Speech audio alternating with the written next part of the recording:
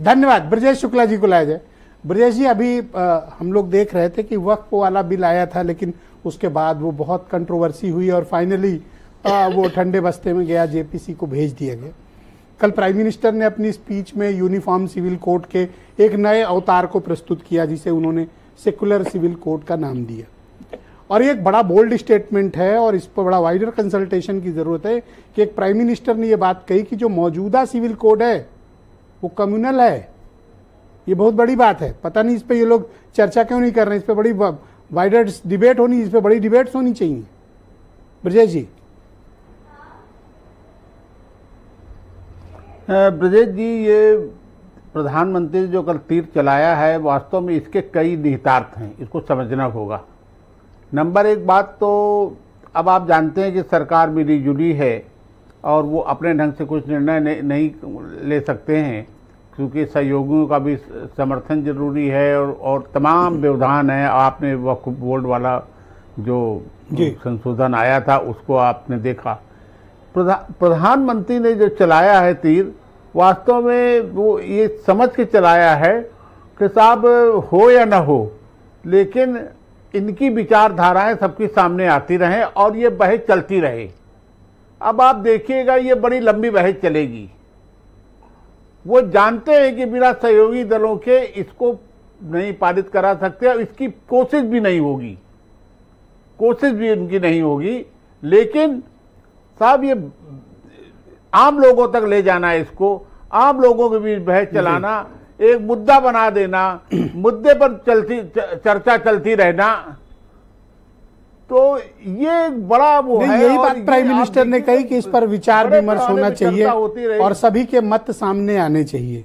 तो देखिए, हमारी डिबेट में 3-4 मत सामने आए। हाँ, तो वो तो चाहते। एक बड़ा मत तो राम कुमार का है, एक अब्दुल्ला का है जिस 2 शादी किया, एक मतीन भाई कितने 3 मतीन 3, हालांकि किए नहीं बेचारे, आज तो फालतू में बदनाम है। ब्रजेश जी।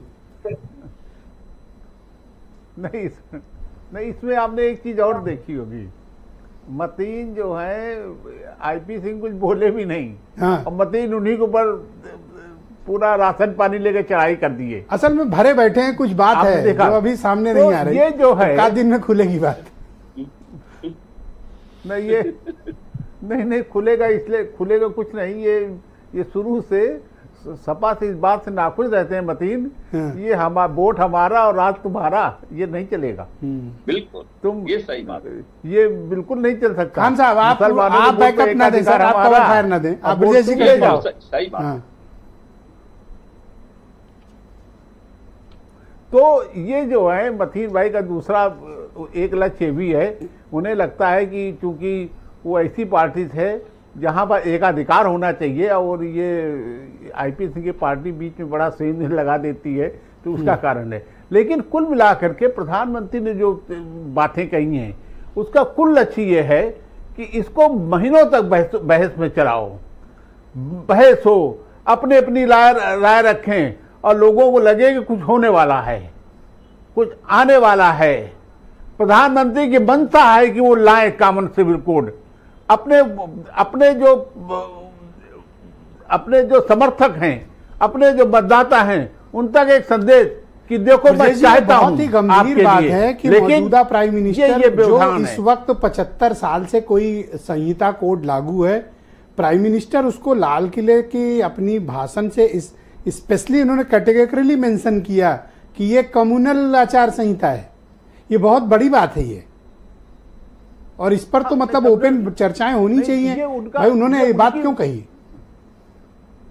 हाँ, ओपन नहीं, इसलिए क्योंकि उनकी विचारधारा है वो। अब आप अपनी विचारधारा रखिए, आप अपनी, वो तो कहते रहे कि साहब ये लोग सांप्रदायिक आधार पे इसका वो हुआ। डॉक्टर अम्बेडकर नहीं चाहते थे कि इस तरह का हो, उनकी मंशा दूसरी थी। पंडित जवाहरलाल नेहरू से थोड़ी बिलक थी उनकी इस मामले पर, तो ये बात कहते रहे हैं। अब उसको उन्होंने कह दिया, वो उनकी राय है, वो तो कह ही रहे हैं कि साहब इस पे बहस हो जी। तो वो कुल मिला के ये बहस। एक चीज मायावती ने भी मेंशन किया, आपने उनका ट्वीट देखा होगा मॉर्निंग में, उन्होंने कहा कि ये जो है बाबा साहब के द्वारा पारित संविधान के एक समान सम्मान के, धर्मनिरपेक्षता के सिद्धांत के विपरीत है। यूसीसी संविधान के खिलाफ है। देखिए यदि ब्रजेश जी, यदि आप उस संविधान सभा में जो कार्रवाई हुई थी उसको आप देख लें, और डॉक्टर अंबेडकर की, मैं कहता हूं कि इतना बड़ा दृष्टा डॉक्टर अंबेडकर जैसा शायद ही कोई हुआ हो। उनकी विचारधारा को आप देखिए, उनके वैचारिक सोच को देखिए कि क्या उनका दूरगामी सोच था कॉमन सिविल कोड पे, और क्या वो सोचते थे, ये समझना होगा। लास्ट क्वेश्चन है इस राउंड का आपसे कि क्या ये कोई बड़ा मुद्दा बनेगा या फिर 2-4 डिबेट और 2-4 बयानों के बाद ये मामला ठंडे बस्ते में जाएगा? नहीं, ये बहस विभिन्न तरह से बहसें होती रहेंगी और ये बहस आगे बढ़ेगी। सत्तारूढ़ दल जरूर चाहेगा कि ये बहस आगे चलती रहे।